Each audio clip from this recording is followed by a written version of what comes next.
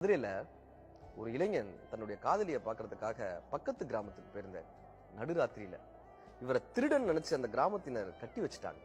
உடனே அவர் சொல்றாரு, நான் அந்த பொண்ணை காதலிக்கிறேங்க, அந்த பொண்ணு என்ன காதலிக்கிறாங்க, நான் அவளை பார்க்கறதுக்கு தாங்க வந்தேன்னு அந்த இளைஞன் சொல்றாரு. கிராம சபை கூடுது, பஞ்சாயத்து கூடுது.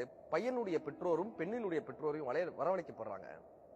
அந்த பெண்ணை கூட்டிட்டு வர சொல்றாங்க. அந்த பொண்ணு ஒன்னும் அவ்வளவு அழகாலாம் இல்லைங்க. அந்த பொண்ணை பார்த்த உடனே அந்த பையனுடைய அப்பா சொல்லியிருக்காரு, டேய், இந்த பொண்ணுக்காவாடா இந்த கிராமத்துக்கு வந்த நடுராத்திரியில, இந்த பொண்ணுக்காவாடா வந்து எல்லாத்தையும் அடி வாங்கின, இந்த பொண்ணையாடா நீ காதலிக்கிற. அந்த பையன் உயிரின் ஊற்றிலிருந்து ஒரு வார்த்தையை சொன்னாங்க, அப்பா, அந்த பொண்ணை நீ ஏன் கண் வழியா பார்க்கணும்பா, அந்த பொண்ணை நீ ஏன் கண்ணு வழியா பார்க்கணும்பா, விண்வெளியின் அழகு வெறுங்கண்ணுக்கு தெரியாதுப்பா, அந்த பெண்ணினுடைய அழகு ஏன் கண்ணுக்கு தான்ப்பா தெரியும்னாரு.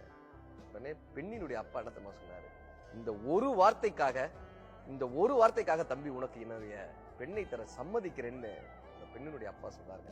எந்த கிராமம் திருடன் என்று அந்த இளைஞனை கட்டி வைத்ததோ அந்த கிராமத்து மக்களின் இதயத்தை எல்லாம் ஒற்றை சொல்லில் அந்த இளைஞன் கடத்திட்டு போனாங்க, திருடிட்டு போனாங்க.